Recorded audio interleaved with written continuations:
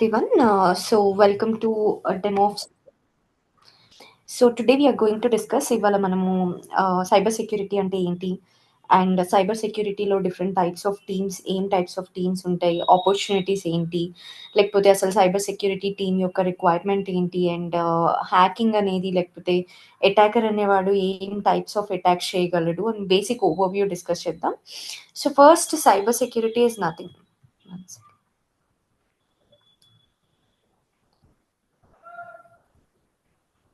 So cyber security is nothing but cyber security అంటే ఏంటి అంటే బేసిక్‌గా మనకి anything that is happening online. మనకి ఆన్‌లైన్‌లో జరిగే ఎటువంటి యాక్టివిటీ అయినా సరే, దాన్ని మానిటర్ చేస్తూ రెగ్యులర్‌గా దాన్ని చెక్ చేసుకుంటూ అది అబ్‌నార్మల్ యాక్టివిటీయా, కరెక్ట్ యాక్టివిటీయా లేకపోతే ఏమన్నా ఫ్రాడ్ జరిగే ఛాన్సెస్ ఉన్నాయా, థ్రెట్‌ఫుల్ యాక్టివిటీయా అన్నది మానిటర్ చేసుకుంటూ కంటిన్యూయస్‌గా మానిటర్ చేస్తూ ఇలాంటి ఇష్యూస్ జరగకుండా అడ్డుకునే టీమే cyber security team. So any activity that is happening via online and which could be abnormal in nature is monitored and will be prevented to greater extent by cyber security team. So ఆన్‌లైన్‌లో జరిగే ఎటువంటి activity అయినా సరే దాన్ని monitor చేసుకుంటూ దాన్ని థ్రెట్‌ఫుల్‌గా ఉండకుండా, threats ఏం జరగకుండా, డ్యామేజెస్ ఏం జరగకుండా సిస్టమ్‌ని ప్రొటెక్ట్ చేసే టీమే సైబర్ సెక్యూరిటీ టీమ్ అన్నమాట. సో సైబర్ సెక్యూరిటీ టీమ్ 2 టైప్స్‌లో వర్క్ చేస్తుంది. So red team, blue team. So red team వచ్చేసి మీకు అఫెన్సివ్ వేలో అంటే ఏమన్నా అటాక్ జరుగుతుందేమో అని ముందే వీళ్ళు అటాక్ జరగకుండా ఉండడం కోసం ఏం చేయాలి? ఎలా అటాక్ జరగకుండా దాన్ని అడ్రెస్ చేయాలి? లేకపోతే మన సిస్టమ్‌లో ఆర్ మన ఎన్వైర్న్మెంట్‌లో ఆర్ మన ఆర్గనైజేషన్‌లో వల్నరబుల్‌గా ఉన్న ఇవేంటి? అటాక్స్ ఏంటి? వాటిని మనం ఎలా ఓవర్‌కమ్ చేయాలి? ఈ డీటెయిల్స్ అన్నీ కూడా మనము ఇందులో చూస్తామనమాట. సో, ఈ రెడ్ టీమ్ వాళ్ళు చూసుకుంటారు. అంటే అటాక్ జరగకముందే ప్రివెంటివ్ మెజర్స్. ఇప్పుడు if I have to explain this in layman's language, ఒక ఇల్లు కట్టుకున్నప్పుడు దాని చుట్టూ ప్రహరీ వేసుకొని దానికొక గేట్ పెట్టుకుంటాం. ఎందుకు అంటే like in order to prevent someone entering our house easily. మన హౌస్‌కి ఈజీగా లోపలికి రాకుండా ఉండడం కోసం, వాళ్ళని ప్రివెంట్ చేయడం కోసం ఆ ప్రహరీ గోడ అనేది యూజ్ అవుతది. సో, ఈ ప్రహరీ ఏదైతే మనము కన్‌స్ట్రక్ట్ చేసుకుంటున్నామో that can be considered as an offensive team. అంటే ఈ ఆహ్, వస్తారేమో, జరుగుతుందేమో, జరగకుండా ఆపాలి అని ట్రై చేసే టీమే అఫెన్సివ్ టీమ్. ఆన్ కాంట్రరీ ఇప్పుడు డిఫెన్సివ్ టీమ్. డిఫెన్సివ్ టీమ్ అంటే ఏంటి అంటే ఆల్రెడీ లోపలికొచ్చేసారు. సో, ఒక అటాక్ జరుగుతుంది. లేకపోతే ఒక పర్సన్ మీకు తెలియకుండానో, తెలిసో లోపలికి మిమ్మల్ని ఓవర్ పవర్ చేసి లోపలికొచ్చేసారు. వచ్చేసిన పర్సన్‌ని అడ్డుకోవాలి. లేకపోతే వచ్చేసిన పర్సన్‌ని ఎక్కువ డ్యామేజ్ వీలున్నంత తక్కువ డ్యామేజ్ చేసేలాగా ఎక్కువ డ్యామేజ్ చేయకుండా మనం వాళ్ళని స్టాప్ చేయాలి. సో, అలా స్టాప్ చేయడం కోసం ఏం చేయాలి? ఎలా మనం మన బిహేవియర్ ఎలా ఉంటుంది? లేకపోతే మనం ఎలా అడ్రెస్ చేస్తాము? ఆ అటాక్స్‌ని మనం ఎలా ఇమ్మీడియేట్ యాక్షన్స్ ఎలా తీసుకుంటాము? ఇన్సిడెంట్‌కి మనం ఎలా రెస్పాండ్ అవుతాము అని చెక్ చేసుకునేది డిఫెన్సివ్ టీమ్. దాన్ని బ్లూ టీమ్ అని అంటామనమాట. సో, బేసిక్‌గా 2 టీమ్స్ ఉంటాయి. Red and blue. Red is like offensive team. Blue is like defensive team. మనము ఇప్పుడు ఈ కోర్స్‌లో బేసిక్‌గా వర్క్ చేసేది లేకపోతే చూసుకునేది హ్యాండిల్ చేసేది బ్లూ టీమ్ యాక్టివిటీస్ అన్నమాట. సో, నెక్స్ట్ వచ్చేసి why is cyber security needed? మనకి సైబర్ సెక్యూరిటీ అనేది ఎందుకు కావాలి అంటే మల్టిపుల్ వేస్‌లో అంటే ఇందుకోసమే అని స్పెసిఫిక్‌గా చెప్పకుండా అంటే ఒక్కొక్క టర్మ్ గురించి చెప్పాలంటే it will take much time. So, బేసిక్‌గా సైబర్ సెక్యూరిటీ అనేది ఏదైనా ఒక యాక్టివిటీ ఆన్‌లైన్‌లో జరిగేటప్పుడు let's say like be misuse of your systems or protecting your system from unwanted softwares అవ్వచ్చు. లేకపోతే మీ బిజినెస్ ఇన్ఫర్మేషన్ లాస్ అవ్వకుండా ఉండొచ్చు. లేకపోతే యాక్సెస్‌ని అలౌ చేయకుండా అవ్వచ్చు. లేకపోతే అథెంటికేషన్‌ని ప్రొవైడ్ చేయడం అవ్వచ్చు. రిస్ట్రిక్ట్ చేయడం అవ్వచ్చు. లేకపోతే ఏదన్నా అవైలబుల్‌గా ఉండాల్సిన సర్విస్ అవైలబుల్‌గా ఉండేలాగా చేయడంకి అవ్వచ్చు. అవైలబుల్‌గా ఉండకూడని సర్విస్ ఏదైనా దాన్ని అవైలబుల్‌గా ఉండకుండా చేయడం కోసం అంటే anything thought requires a security perception అదంతా కూడా సైబర్ సెక్యూరిటీ టీమే చూసుకుంటుంది. ఏ ఆర్గనైజేషన్‌లో అయినా సరే. సో, సైబర్ సెక్యూరిటీ అనేది ఒక వింగ్ లేకపోతే ఇంకొక వింగ్ మాత్రమే చూసుకోదు. ఓవరాల్‌గా అన్ని యాస్పెక్ట్స్‌లో అంటే మీ యాక్సెస్ అవ్వచ్చు, మీ డేటా అవ్వచ్చు, మీ సిస్టమ్ రిలేటెడ్ ప్రివిలేజెస్ అవ్వచ్చు, లేకపోతే మీ రిసోర్స్ అవైలబిలిటీ అవ్వచ్చు, ఇవన్నీ కూడా సైబర్ సెక్యూరిటీ టీమ్ అనేది మానిటర్ చేసుకుంటూ ఉంటుందన్నమాట. And when we talk about cyber security team or లేకపోతే జనరిక్‌గా మనము what we are striving for, లేకపోతే సెక్యూర్డ్ ఒక ఎన్వైర్న్‌మెంట్ సెక్యూర్డ్‌గా ఉంది అనంటే, దాని యొక్క డేటా సెక్యూర్డ్‌గా ఉండాలి. అది డేటా ఇన్ ట్రాన్సిట్ అవ్వచ్చు, డేటా ఇన్ రెస్ట్ అవ్వచ్చు. అంటే ఇప్పుడు మీ సిస్టమ్ ఉంది, లేకపోతే మీ అకౌంట్ ఉంది.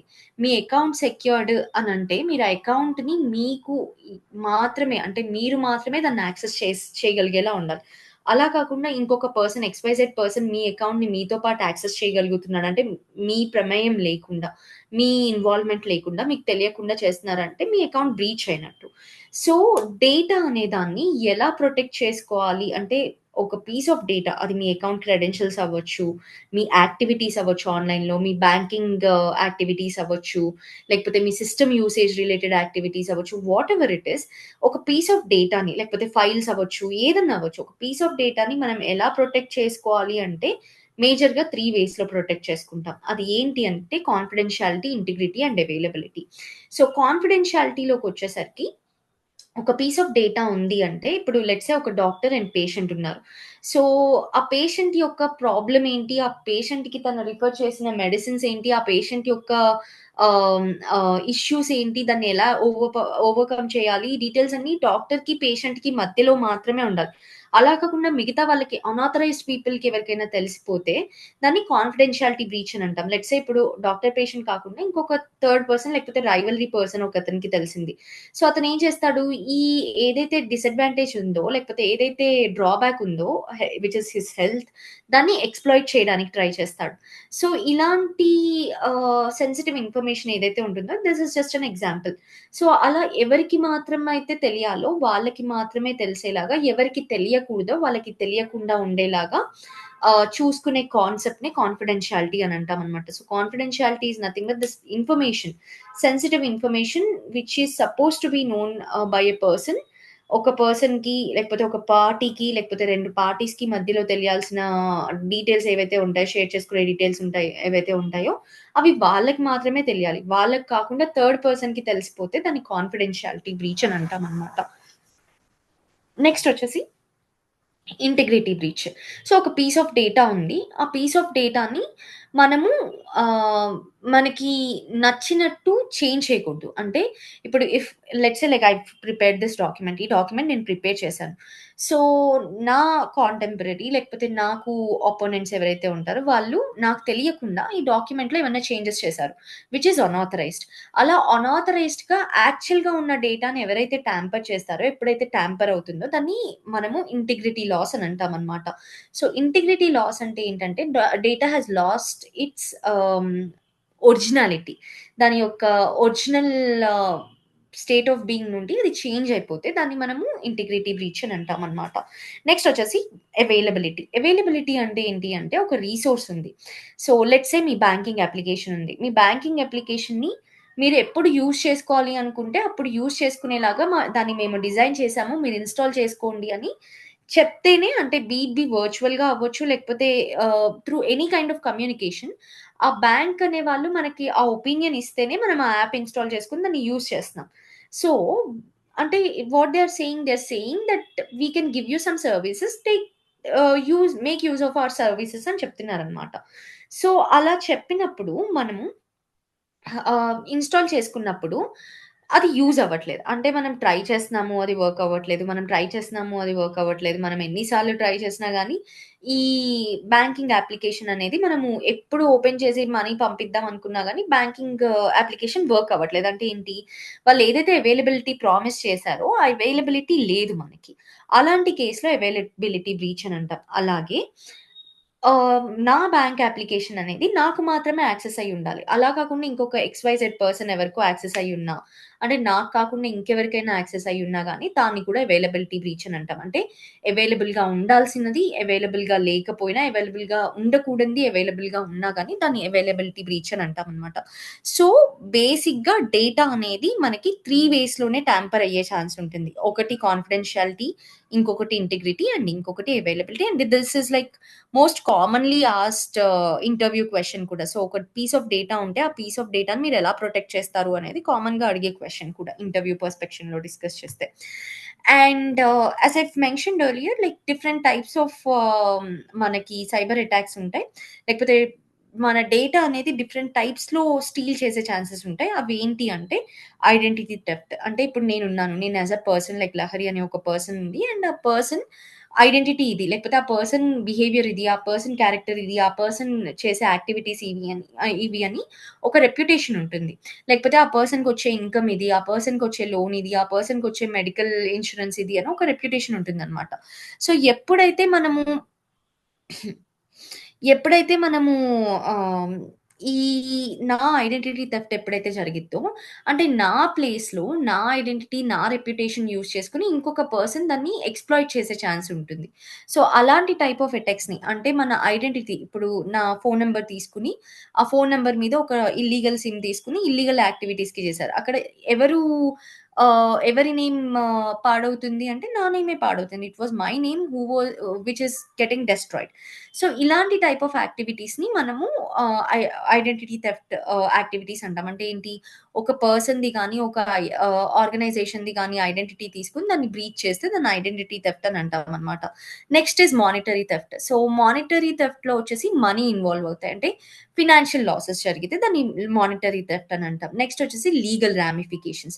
మీరు చేసే అంటే అటాకర్ చేసే ఏదైనా యాక్టివిటీ వల్ల లీగల్ ఇష్యూస్ మనం ఫేస్ చేయాల్సి వస్తే, అది బీపీ కంపెనీ పర్స్పెక్టివ్‌లో అవ్వచ్చు, లేకపోతే ఇండివిడ్యువల్ అవ్వచ్చు. మనం లీగల్‌గా ఏమన్నా ఇవి చేయాల్సి వస్తే దాన్ని మనం లీగల్ రామిఫికేషన్స్ అని అంటాం.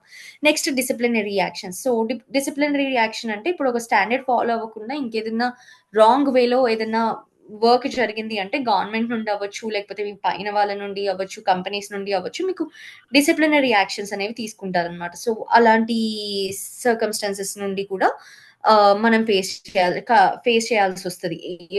ఈ సైబర్ సెక్యూరిటీ టీమ్ అనేది అప్రోప్రియేట్‌గా వర్క్ అవ్వకపోతే, లేకపోతే ప్రాపర్ సైబర్ సెక్యూరిటీ అనేది సెక్యూరిటీ పోస్చర్ అనేది ప్రాపర్‌గా లేకపోతే ఆన్ ఆర్గనైజేషనల్ స్టాండర్డ్. నెక్స్ట్ ఇదంతా ఎవరు చేస్తారు? ఓకే. ఐడెంటిటీ థెఫ్ట్ జరుగుతుంది. మానిటరీ థెఫ్ట్ లేకపోతే లీగల్ రామిఫికేషన్స్ అవుతున్నాయి. మల్టిపుల్ ఇష్యూస్ అవుతున్నాయి. I agree. All these things are happening. But like who are doing this? ఎవరు చేస్తున్నారు ఇదంతా అంటే hackers. So, or generically or మన సైబర్ సెక్యూరిటీ లాంగ్వేజ్‌లో హ్యాకర్స్ అనేది జెనరిక్ లాంగ్వేజ్. నార్మల్‌గా ఇప్పుడు బయట వాళ్ళు ఈ అబ్‌నార్మల్ యాక్టివిటీస్ ఎవరు చేస్తున్నారంటే హ్యాకర్స్ చేస్తున్నారు అని అంటారు. కానీ ఐ మీన్ లైక్ ఇంటర్నల్‌గా we will be calling them as intruders. Intruders అంటే ఏంటి? మనకి ఆథరైజేషన్ లేకుండా మన సిస్టమ్‌లో ఏమన్నా యాక్టివిటీస్ చేయాలి అని అనుకుంటే వాళ్ళని మనం ఇంట్రూడర్స్ అని అంటామనమాట.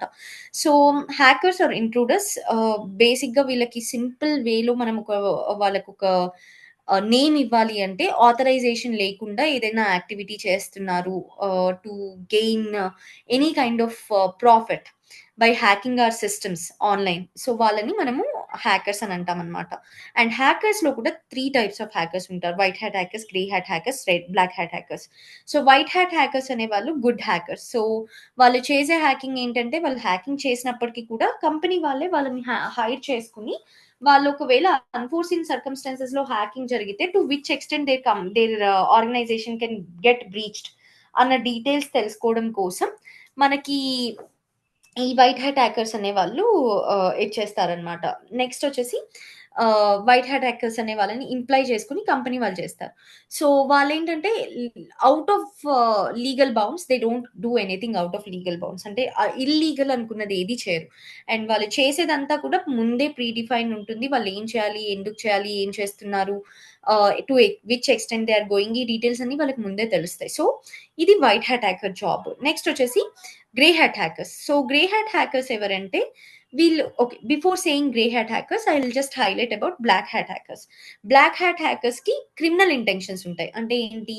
వాళ్ళు they they will be having vision or like వాళ్ళకేదో కావాలి, ఏదన్నా అవసరం ఉంది, ఏదన్నా ఇంపార్టెంట్ అని వాళ్ళకొక మైండ్‌లో ఒక ఇదుంటుంది. సో, ఆ మైండ్‌లో ఉన్న విజన్ ఏదైతే ఉంటుందో దాని కోసం వాళ్ళు అవతల ఎంత ఇంపాక్ట్ అవుతున్నారు, లేకపోతే what is that impact or what is that they are paying లేకపోతే ఏం పే చేయాల్సొస్తది ఫర్దర్‌గా అన్నది దే డోంట్ కేర్. అవతల వాళ్ళు సూసైడ్ చేసుకుంటారా? లేకపోతే మనీ లాస్ అవుతారా? రెప్యుటేషన్ లాస్ అవుతారా? ఇదంతా దే డజంట్ కేర్ అనమాట. All their wish or all they wanted is to make sure that their target is achieved. So, ఇలా ఇల్లీగల్‌గా ఇలాంటి యాక్టివిటీస్ చేసే వాళ్ళని బ్లాక్ హ్యాట్ హ్యాకర్స్ అంటారు. Black hat hackers are usually bad hackers.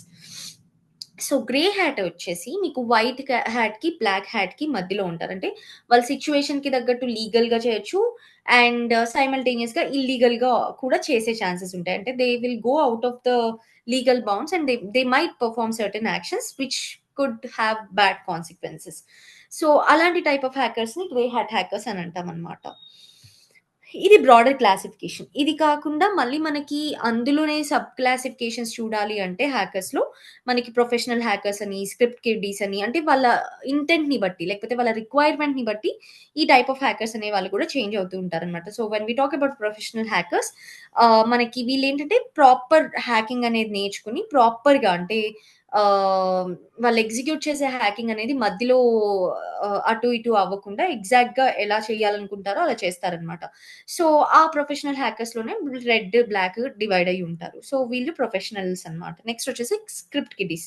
So, script kiddies అనేవాళ్ళేంటంటే బేసిక్‌గా అంటే వాళ్ళు అప్పుడే నేర్చుకుని ఉంటారు. వాళ్ళు నేర్చుకున్నది అది వర్కౌట్ అవుతదా లేదా టెస్ట్ చేయడం కోసం ఎవరైనా ఒక విక్టిమ్‌ని చూసుకొని ఆ విక్టిమ్ మీద ప్రయోగిస్తూ ఉంటారన్నమాట. సో, వీళ్ళని స్క్రిప్ట్ కిడ్డీస్ అని అంటారు. And under employed adult hackers ఎవరంటే వాళ్ళు ఫార్మర్ స్క్రిప్ట్ కిడ్డీస్. అంటే వాళ్ళు స్క్రిప్ట్ కిడ్డీస్ కంటే కొంచెం బెటర్‌గా అడ్వాన్స్డ్ హ్యాకింగ్ వచ్చు వాళ్ళకి. But like they might not be getting a job. వాళ్ళకొక జాబ్ వచ్చుండదు. లేకపోతే దే డోంట్ నో అంటే బయటకి వెళ్లి ఎక్స్‌పోజ్ అయ్యే ఆపర్చునిటీస్ రాకపోయేసరికి వాళ్ళు లీగల్ వేలో చేయలేకపోయేసరికి ఇల్లీగల్ వేలో చేయడానికి ట్రై చేస్తారనమాట. అలాంటి వాళ్ళని అండర్ ఎంప్లాయిడ్ అడల్ట్ హ్యాకర్స్ అని అంటాం. నెక్స్ట్ వచ్చేసి ఐడియాలాజికల్ హ్యాకర్స్. సో, ఐడియాలాజికల్ హ్యాకర్స్ అంటే వాళ్ళకొక ఐడియా ఉంటది. ఒక పార్టీని టార్గెట్ చేయడమా, ఒక కంపెనీ టార్గెట్ చేయడమా, ఒక యూజర్‌ని టార్గెట్ చేయడమా, ఇలా they will have an idea and ఆ ఐడియాకి తగ్గట్టు ఆ ఐడియాకి సంబంధించి మాత్రమే వాళ్ళు హ్యాకింగ్ అనేది చేస్తారు. పక్కన ఇంకా వేరే ఏదన్నా బెటర్ రిసోర్స్, బెటర్ థింగ్ ఉన్నా సరే దే డోంట్ కేర్ అనమాట. They'll only proceed as per their ideology. Next వచ్చేసి criminal hackers. So, criminal hackers ఇందాక చెప్పాను కదా! బ్లాక్ హ్యాట్ హ్యాకర్స్ లాగా వాళ్ళు ఏ ఎక్స్‌టెంట్ కన్నా వెళ్తారనమాట. వాళ్ళ ఔట్‌పుట్ రావడం కోసం. కార్పొరేట్ స్పైస్ వచ్చేసి మన కంపెనీలోనే మనకి వర్క్ చేస్తూ లేకపోతే వేరే కంపెనీ నుండి మన కంపెనీ మీద స్పై చేస్తారు. అంటే కంపెనీలో ఎంప్లాయీస్ ఏంటి? కంపెనీలో బిజినెస్ ఆపరేషన్స్ ఏంటి? కంపెనీ మోడ్ ఆఫ్ ఆపరేషన్స్ ఏంటి? కంపెనీ ఎలా వర్క్ అవుతుంది? కంపెనీ రెవెన్యూ ఏంటి? ఇవన్నీ ఏంటంటే జాగ్రత్తగా బ్యాక్ ఎండ్‌లో ఉండి మనకు తెలియకుండా కంపెనీకి మనకు తెలియకుండా వాళ్ళు మానిటర్ చేసుకుంటూ ఉంటారనమాట. సో, వీళ్ళని కార్పొరేట్ స్పైస్ అని అంటాం. Next disgruntled employees. So, disgruntled ఎంప్లాయీస్‌లో వచ్చేసి మనకి ఇన్‌సైడర్సే వితిన్ ద కంపెనీ. ఇప్పుడు నేను ఒక కంపెనీ పెట్టాను. నా కంపెనీలో ఒక 200 మెంబర్స్ వర్క్ చేస్తున్నారు. సో, ఈ 200 మెంబర్స్‌లో ఒకళ్ళు వచ్చి ఐ మీన్ ఒకళ్ళకి సరిగ్గా ప్రమోషన్స్ రాలేదనో, లేకపోతే వాళ్ళకి రికగ్నైజేషన్ లేదనో, లేకపోతే వాళ్ళనెవరో హర్ట్ చేశారనో కంపెనీ మీద పగ పెంచుకొని కావాలని చెప్పి కంపెనీ రిలేటెడ్ ఇన్ఫర్మేషన్ లీక్ చేస్తూ ఉంటారనమాట. సో, దాన్ని ఆ టైప్ ఆఫ్ పీపుల్‌ని డిస్‌గ్రంటిల్డ్ ఎంప్లాయీస్ అని అంటామనమాట. So, all these people will fall under hackers. Next ఇందాక డిస్కస్ చేసాం కదా! ఐడెంటిటీ థెఫ్ట్ అంటే ఏంటి అంటే బేసిక్‌గా మనకే తెలియకుండా మన ఐడెంటిటీని తీసుకొని అంటే మనము ఇప్పుడు లెట్స్ సే ఫిషింగ్ ఈమెయిల్స్‌లోనో, వెబ్‌సైట్స్‌లోనో, అన్‌నోన్ వెబ్‌సైట్స్‌లోనో we will give our email IDs and passwords sometimes. So, అలా మనకే తెలియకుండా మన ఐడెంటిటీస్‌ని తీసుకొని లేకపోతే మన డేట్ ఆఫ్ బర్త్స్ మనం ఇప్పుడు లెట్స్ సే లైక్ ఒక ఫేస్‌బుక్ లాంటి అప్లికేషన్ ఉంది. మనం ఎప్పుడు ఎక్కడికి ఎలా వెళ్తున్నాము లేకపోతే when we are tagging some place like నేను ఇవాళ యూఎస్‌లో ఉన్నాను అని టాగ్ చేస్తే ఆ ఇన్ఫర్మేషన్‌ని యూజ్ చేసుకొని యూఎస్‌లో ఉన్నట్టు they might be communicating with someone else. So, ఇలాంటి యాక్టివిటీస్ అనేవి జరుగుతూ ఉంటాయన్నమాట. సో, అలా అంటే మీ పర్సనల్ ఇన్ఫర్మేషన్‌ని యూజ్ చేసుకొని హ్యాకింగ్ అనేది లేకపోతే ఇంకొకళ్ళని మోసం చేయడం కోసం ట్రై చేసే యాక్టివిటీని ఐడెంటిటీ థెఫ్ట్ అని అంటామనమాట.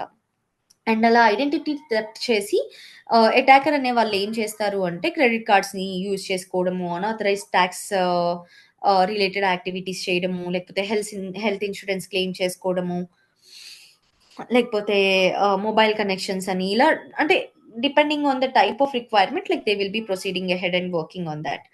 Next types of fraud. ఏమేం టైప్స్ ఆఫ్ ఫ్రాడ్ ఉంటుంది అంటే there will be multiple types of fraud. అది బ్యాంక్ ఫ్రాడ్ అవ్వచ్చు, లోన్స్ అవ్వచ్చు, government documents fraud, phone, credit card fraud ఇలా డిఫరెంట్ టైప్స్ ఆఫ్ ఫ్రాడ్ ఉంటుందన్నమాట. సో, అది వాళ్ళ వాళ్ళకి కావాల్సిన ఔట్‌కమ్‌ని బేస్ చేసుకొని వాళ్ళేం ఫ్రాడ్ చేయాలి అన్నది డిసైడ్ చేసుకుంటారు. నెక్స్ట్ వచ్చేసి identity theft. So, identity theft అంటే ఏంటి? లేకపోతే ఐడెంటిటీ థెఫ్ట్ ఎలా జరుగుతుంది అంటే బేసిక్‌గా డిఫరెంట్ టైప్స్‌లో అంటే హ్యాకింగ్ ఎప్పుడైనా సరే డిఫరెంట్ టైప్స్‌లో జరుగుతుంది. అందులో మోస్ట్ కామన్ టైప్స్ ఏంటి అంటే ఫిషింగ్, స్కిమ్మింగ్, డంప్‌స్టర్ డైవింగ్ ఇక్కడ మెన్షన్ చేసినవి. ఒక్కొక్కటి చూద్దాము. ఫస్ట్ ఫిషింగ్ అంటే ఏంటి అంటే ఫిషింగ్ అనేది బేసిక్‌గా మీకొక టెక్స్ట్ గానీ, మీకొక ఈమెయిల్ కానీ, మీకొక కాల్ కానీ, లేకపోతే మీకొక క్యూఆర్ కోడ్ కానీ పంపిస్తారు. It looks legitimate. మీకు రిసీవ్ అయినప్పుడు అది చూడ్డానికి నీట్‌గా లేకపోతే లెజిటిమేట్‌గానే కనిపిస్తది. But like it might appear as if it was not I mean it might do bad activities. అంటే ఇప్పుడు మీకొచ్చిన లింక్ ఉంది. మీరు అది లెజిటిమేటే అనుకుని క్లిక్ చేస్తారు. క్లిక్ చేసి మీరు మీ డీటెయిల్స్ ఏవో ఇస్తారు. కానీ బ్యాక్ ఎండ్‌లో ఏం జరుగుతుంది? అది లెజిటిమేట్ వెబ్‌సైట్ కాదు and you are getting deceived and you are like basically giving your personal information because of which there could be a breach which could happen. So, అలాంటి టైప్ ఆఫ్ ఈమెయిల్స్‌ని, అలాంటి type of యాక్టివిటీస్‌ని phishing emails అని అంటామనమాట. వీటి గురించి మనం real టైమ్‌లో డైలీ చేస్తాము. So, I'm not going in detail. And next వచ్చేసి స్కిమ్మింగ్. స్కిమ్మింగ్‌లో వచ్చేసి మీకు పాయింట్ ఆఫ్ సేల్స్ మెషిన్స్ ఉంటాయి. ఇప్పుడు ఏటీఎం కార్డ్ స్వైప్ చేసే మెషిన్ అవ్వచ్చు, లేకపోతే పెట్రోల్ బంక్స్‌లో స్వైప్ చేసే మెషిన్స్ అవ్వచ్చు, ఏటీఎమ్స్ అవ్వచ్చు. ఈ పాయింట్ ఆఫ్ సేల్స్ మెషిన్స్‌లో వాళ్ళు ఒక చిప్ పెడతారు. ఆ చిప్ వల్ల ఏం జరుగుతుందంటే మీ కార్డ్ నంబర్ ఏంటి, వాళ్ళు మీరు ఎంటర్ చేస్తున్న పాస్వర్డ్ ఏంటి అని తెలుస్తుందనమాట. సో, అది తెలియడం వల్ల ఏం జరిగిద్ది, మీరెప్పుడైతే ఆ కార్డ్‌కి ఓటీపీస్ లాంటి ఆప్షన్ పెట్టుకోకపోతే ఇమ్మీడియేట్‌గా మీకు వాళ్ళు ఆ కార్డ్ డీటెయిల్స్ ఎంటర్ చేసి ట్రాన్సాక్షన్స్ చేసేసే ఛాన్సెస్ ఉంటాయన్నమాట. సో, దాన్ని స్కిమ్మింగ్ అని అంటాం. Next dumpster diving. So, dumpster diving అంటే ఏంటి అంటే మనం డిలీట్ చేసిన డేటాలో ఇన్ఫర్మేషన్ అంతా తీసుకొని దాన్ని మనల్ని ఎక్స్‌ప్లాయిట్ చేయడం కోసం యూజ్ చేస్తారు. సో, ఆ టైప్ ఆఫ్ అటాక్‌ని డంప్‌స్టర్ డైవింగ్ అని అంటాం. నెక్స్ట్ వచ్చేసి వైఫై. ఇప్పుడు మనం పబ్లిక్ వైఫైకి రైల్వే స్టేషన్‌లో, బస్ స్టేషన్‌లో మనం వైఫైస్‌కి కనెక్ట్ చేసుకుంటాం. మీరు కనెక్ట్ చేసుకున్నట్టే హ్యాకర్ కూడా కనెక్ట్ చేసుకొని ఎవరెవరు కనెక్ట్ అయ్యారు, ఎవరెవరి సిస్టమ్స్‌లో ఎక్కువ వల్నరబిలిటీస్ ఉన్నాయన్న సిస్టమ్ లేకపోతే అన్న ఫోన్ టార్గెట్ చేసి ఆ ఫోన్‌ని హ్యాక్ చేసే ఛాన్స్ ఉంటుందన్నమాట. సో, ఆ టైప్ ఆఫ్ హ్యాకింగ్‌ని వైఫై హ్యాకింగ్ అని అంటాం. నెక్స్ట్ వచ్చేసి ఫోన్ స్కామ్స్.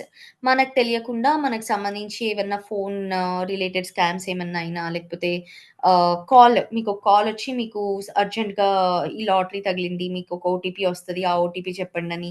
లేకపోతే మీకు ఏదైనా సేల్ చేస్తున్నాము. తక్కువలో సేల్ అవుతుంది. మీకొక ఓటీపీ వస్తది. ఆ ఓటీపీ చెప్పండని. ఇలా పాస్వర్డ్ చెప్పండని. ఇలాంటివి అడిగే ఛాన్సెస్ ఉంటాయన్నమాట. సో, ఇవన్నీ ఫోన్ చేసి డైరెక్ట్‌గా స్కామ్ చేయాలని చూస్తే దాన్ని ఫోన్ స్కామ్స్ అని అంటామన్నమాట. Malware. So malware kuda there's like phishing and malware are major reasons for many of the devices to get breached or hacked. So malware అంటే malicious సాఫ్ట్‌వేర్. సో మీరొక సాఫ్ట్‌వేర్‌ని ఇది జెన్యూన్ సాఫ్ట్‌వేర్, ఇది clean software అనుకుని download చేసుకుంటారు. And మీరు download చేసుకున్నప్పుడు it starts to show it's originality. అంటే ఇప్పుడు లెట్స్ సే మీకొక క్లాసిక్ ఎగ్జాంపుల్ చెప్పాలి అంటే టిక్‌టాక్ అనే ఒక అప్లికేషన్ ఉంది.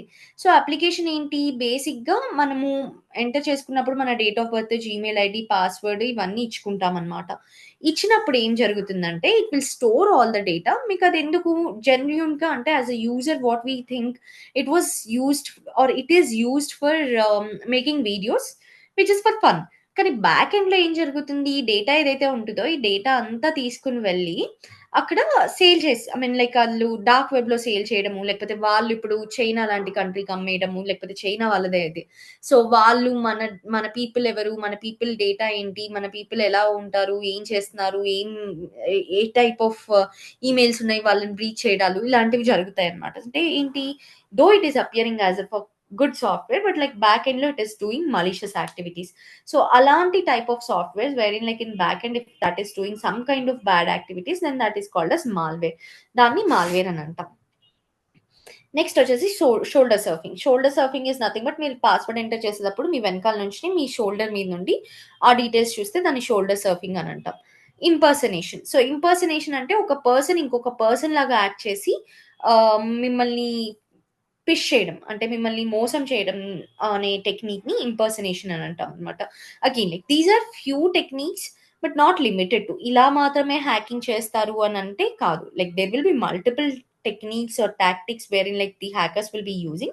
However, these are some common techniques or most కామన్‌గా మనం చూసే టెక్నిక్స్ గురించి ఇప్పుడు డిస్కస్ చేశామనమాట.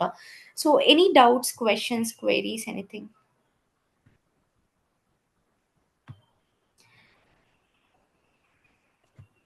హలో. యెస్, వికాస్. అంటే ఆర్గనైజేషన్‌లో సమ్ రాన్సమ్ అటాక్ అయిందనుకోండి. హ్మ్. దానికి సంబంధించి ప్రివెంటివ్ యాక్షన్ ఏం తీసుకోవాల్సొస్తది? సపోజ్. హుహు. రాన్సమ్ అటాక్ జరిగింది అంటే మీకు ఐదర్ నోట్స్ ఉంటుంది. లేకపోతే సో, రాన్సమ్ అటాక్ జరిగింది, రాన్సమ్ దాకా వెళ్ళింది అంటే జెన్యూన్‌గా చెప్తున్నాను. మీకు how do we put it, అక్కడి దాకా వెళ్ళడానికి ముందు చాలా సింప్టమ్స్ తెలుస్తాయి. మీరు ప్రాపర్‌గా ఒకవేళ మీరు మీ సిస్టమ్ అనే దాన్ని మానిటర్ చేసుకుంటూ ఉంటే. But however like coming back to your question, ransom attack జరిగింది అంటే 2, 2 వేస్‌లో మనం రాన్సమ్ అటాక్‌కి ఆహ్, ప్రాన్ అయ్యాము అని తెలుస్తది. ఒకటి, మీ సిస్టమ్‌ని మీరు యూజ్ చేయలేకపోవడం. ఆర్ మీకేదైనా ఫైల్ కావాలా, ఫైల్‌ని మీరు యూజ్ చేయలేకపోవడం. లేకపోతే ఒక సర్విస్ ఉంది. ఆ సర్విస్‌ని మీరు యూజ్ చేయలేకపోవడం. అప్పుడు మీకు అర్థమైద్ది like there is something fishy అని. ఇంకొకటి, ఆ అటాకర్ అనేవాడు అడుగుతాడనమాట. లైక్ నేను ఇలా రాన్సమ్ వేర్ అటాక్ చేశాను నీ డివైస్ మీద. In order to address this like దీన్ని మళ్ళీ నువ్వు నీ సిస్టమ్‌ని నువ్వు యూజ్ చేసుకోవాలంటే నువ్వు నాకింత రాన్సమ్ అని పే చేయాలి. ఆ రాన్సమ్ యూజువల్లీ అది క్రిప్టో కరెన్సీలో ఎక్స్‌చేంజ్ అయితది. సో, ఆ రాన్సమ్ పే చేస్తే నేను నీకు యాక్సెస్ ఇస్తాను అని చెప్తారు. Whatever it is. So, first ఎప్పుడైతే మీరు ఒక సిస్టమ్ బ్రీచ్ అయింది అని తెలుస్తుందో, తెలిసిన వెంటనే the immediate step that you have to do is to block or contain that particular system. ఇప్పుడు నా సిస్టమ్ ఉంది. నా సిస్టమ్‌కి రాన్సమ్ వేర్ జరిగింది అని యాస్ ఎ సెక్యూరిటీ అనలిస్ట్ ఒకళ్ళకి తెలిసింది. సో, ఫస్ట్ స్టెప్ ఏం చేస్తారంటే కంటైన్ చేస్తారు. అంటే ఆ సిస్టమ్ నుండి వేరే సిస్టమ్ ఇంకా కమ్యూనికేట్ అవ్వకుండా దాన్ని ముందు ఐసోలేట్ చేసేస్తారనమాట. చేసిన తర్వాత బ్యాకప్ ఉందా మనకి? ఇప్పుడు ఆ డేటాకి బ్యాకప్ ఉందా? లేకపోతే ఇంకేమన్నా ఇది మాత్రమే గాకుండా ఇంకేమన్నా సిస్టమ్స్ ఇంపాక్ట్ అయ్యాయా? అప్పుడు then like we will start and analysing the data. అప్పుడు అనలైజ్ చేసినప్పుడు వచ్చే అట్రిబ్యూట్స్‌ని బేస్ చేసుకొని మన కంటైన్‌మెంట్ యాక్షన్స్ అనేవి, ఫర్దర్ కంటైన్‌మెంట్ యాక్షన్స్ అనేవి ఉంటది. సో, ఫస్ట్ కంటైన్ చేసేసి, ఐసోలేట్ చేసి ఐఓసీస్‌ని బ్లాక్ చేయడం అవ్వచ్చు. లేకపోతే ఐఓసీస్‌ని ఏమున్నాయని థ్రెట్ హంట్ చేసి కంప్లీట్‌గా ఎరాడికేట్ చేయడం కావచ్చు. ఇలా డిఫరెంట్ టెక్నిక్స్ ఫాలో అవుతామనమాట మనం. ఈ ఎన్‌క్రిప్టెడ్ డేటా ఫార్మాట్స్ అంటే ఏంటి? యాక్చువల్‌గా ఎన్‌క్రిప్టెడ్ రాన్సమ్ అని ఉంటది. ఎన్‌క్రిప్షన్. ఎన్‌క్రిప్షన్ అంటే సింపుల్ లేమన్స్ యాక్చువల్‌గా లాంగ్వేజ్‌లో నేను 2 చెప్పాలంటే ఇయర్స్ బ్యాక్ ఒక ఆర్గనైజేషన్‌లో చేసినప్పుడు హుహు. Say for example encrypted data అయిపోయింది. సపోజ్ హ్మ్. డేటా మొత్తం ఎన్‌క్రిప్ట్ అయింది. అప్పుడు ఏం హ్మ్. చేయాలి? సో, డేటా ఎన్‌క్రిప్టెడ్ అయిపోయింది అంటే బేసిక్‌గా దాని అర్థం ఏంటంటే రీడబుల్ ఫార్మాట్‌లో ఉన్న డేటాని అన్‌రీడబుల్ ఫార్మాట్‌లోకి అయిపోయింది. అంటే రీడబుల్ ఫార్మాట్‌లో ఉన్న డేటా అన్‌రీడబుల్ ఫార్మ్‌లోకి అయిపోయింది అన్నప్పుడు మనం దాని డేటా ఎన్‌క్రిప్ట్ అయిపోయింది అని అంటాం. So, that is what we call as encrypted data. So, data encryption అయిపోయింది అంటే మనం ఏం చేస్తాము అంటే, let's say usually data encryption ఎప్పుడు జరిగిద్ది? రాన్సమ్ వేర్‌లోనే జరిగిద్ది. నేననేది మేడం, యాక్చువల్‌గా క్వెషన్ ఏంటంటే, హ్మ్. వీటన్నిటికి ప్రికాషన్స్ ఎలా తీసుకోవాలి? లైక్ యాంటీవైరస్ కొత్తయి ఏమన్నా తీసుకోవాలా? లేపోతే అంటే ఎలాంటి ప్రికాషన్స్ తీసుకుంటే ఓకే. సో, బేసిక్‌గా ఇప్పుడు నేనిందాక చెప్పాను కదా! రాన్సమ్‌వేర్ గురించి చెప్పాలి అంటే, రాన్సమ్‌వేర్ దాకా వెళ్ళడానికి ముందు, ఒకతన్ని మన సిస్టమ్ మొత్తం బ్రీచ్ చేయడానికి ముందు ఫస్ట్ మన నెట్‌వర్క్‌లోకి రావాలి. అంటే ఫస్ట్ ఏంటి, ఓకే. మన నెట్‌వర్క్‌లో ఉన్న డివైస్‌లో ఐ మీన్ ఒక డివైస్‌ని అతను హ్యాక్ చేయాలి. దాని నుండి సర్వర్‌కెళ్ళాలి. సర్వర్ నుండి ఫైల్స్‌కెళ్ళాలి. ఇలా డిఫరెంట్ పాయింట్స్ ఉంటాయి. నెట్వర్కింగ్ లెవెల్, హోస్ట్ లెవెల్, ఇలా డిఫరెంట్ టూల్స్ ఉంటాయి. మళ్ళీ ఇప్పుడు okay. Let's say organizational standards ఉంటాయి. అంటే ఒక వర్డ్‌లో మనము ఇదిలా పెట్టుకోవాలి, ఇదిలా పెట్టుకోవాలి, ఇదిలా పెట్టుకోవాలి అని చెప్పగలిగే టాపిక్ కాదు. Genuinely speaking. హౌవెవర్ జెనరిక్‌గా చెప్పాలంటే ఇప్పుడు మనము యాక్సెస్ కంట్రోల్ ముందు రిస్ట్రిక్ట్ చేస్తాము. తర్వాత యాక్సెస్ కంట్రోల్ అయిన తర్వాత మనకి మల్టీ ఫ్యాక్టర్ అథెంటికేషన్. సో, ఒకసారి క్రెడెన్షియల్స్ ఇచ్చిన తర్వాత మళ్ళీ multi factor authentication and network rules, firewall rules అనేవి స్ట్రెంథెన్ చేసి పెట్టుకోవడం. అంటే స్ట్రాంగ్ ఫైర్‌వాల్స్ రూల్స్ రాసుకోవడం. ఇలా మల్టిపుల్ ఫ్యాక్టర్స్ ఉంటాయండి. సో, ఆహ్, ఒక్క మీ డివైస్ ఒక్కటే చూసుకుంటే అంటే మీరు కరెంట్‌లీ యూజ్ చేసే ఓన్లీ ఒక్క డివైస్ చూసుకుంటే, మీరు మీ జీమెయిల్‌కి మల్టీ ఫ్యాక్టర్ అథెంటికేషన్ ఉంటది. మీ ల్యాప్‌టాప్‌కి ఒక పాస్‌వర్డ్ ఉంటది. మీ డేటాకి ఒక పాస్‌వర్డ్ ఉంటుంది. మీ సెన్సిటివ్ డేటాకి ఒక పాస్‌వర్డ్ ఉంటుంది. అంటే మీరు ఓన్లీ మీ వరకు ఒక సిస్టమ్ యూజ్ చేసేటప్పుడే 3, 4 వేస్‌లో మీరు ప్రొటెక్ట్ చేసినప్పుడు, just imagine organisation which is running. So, అది మల్టిపుల్ వేస్‌లో దాని ప్రొటెక్షన్ స్ట్రాటజీస్ అనేవుంటాయి. అవి మనము గోయింగ్ ఫార్వర్డ్ చూస్తామనమాట. ఓకే.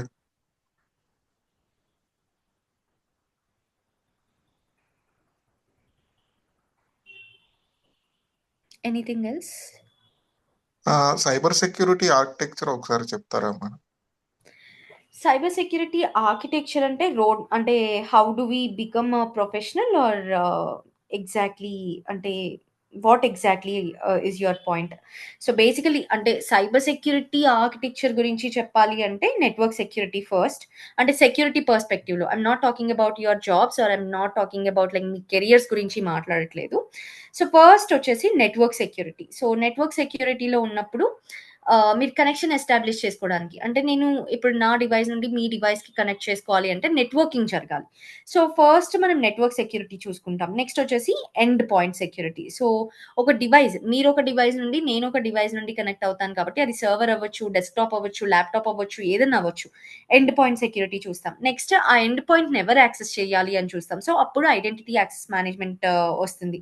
నెక్స్ట్ ఇవన్నీ ఉన్నాయి ఓకే. ఇవన్నీ ఎందుకు యూజ్ చేస్తున్నాం? Some or the other data exchange కోసమో, స్టోరేజ్ కోసమో యూజ్ చేస్తున్నాం. So, data security and data security గురించి మాట్లాడినప్పుడు డేటా ఎలా ఎక్స్‌చేంజ్ చేసుకుంటాం, లేకపోతే డేటా ఎలా ప్రొడ్యూస్ అవుతుంది అంటే ఏదో ఒక అప్లికేషన్ త్రూ ప్రొడ్యూస్ అవుతది. సో, అప్లికేషన్ సెక్యూరిటీ ఇలా different types of security or different types of components ఉంటాయి. సైబర్ సెక్యూరిటీ ఆర్కిటెక్చర్ గురించి మాట్లాడినప్పుడు అండ్ ఒక స్టాండర్డ్స్ అంటే ఇండస్ట్రియల్ స్టాండర్డ్ ప్రకారం మనం ఒకటి యూజ్ చేసుకోవాలి అని తెలియాలి కాబట్టి ఒక స్టాండర్డ్ అంటే సెక్యూరిటీ ఫ్రేమ్ వర్క్స్‌ని యూజ్ చేసుకుంటాం. సో, దాన్ని గవర్నమెంట్ రిస్క్ కంప్లయన్స్ అని అంటాం. అండ్ ఇదంతా మానిటర్ చేసుకోవడానికి ఒక సాక్ టీమ్ ఉంటుంది. సో, దాన్ని సాక్ టీమ్ అని అంటాం. So, yeah!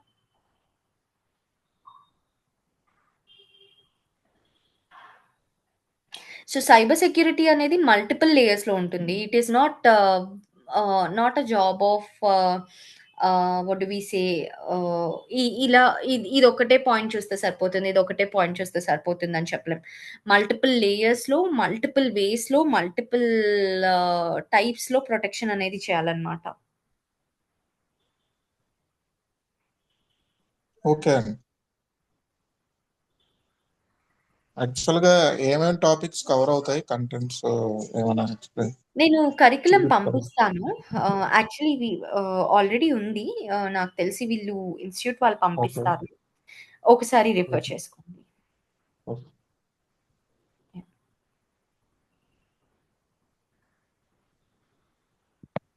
Because I will share you course details. Hello.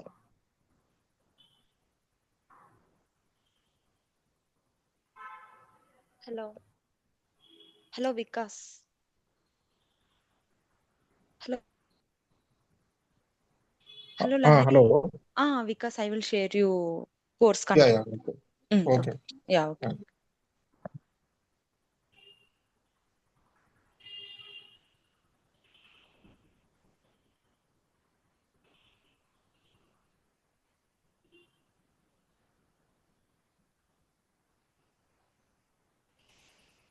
Alright then, if there are no doubts or questions or queries, I think we are good. Thank you so much for joining. I hope you had a great day. I wish you will be having a great day ahead. Take care of yourself. Bye bye.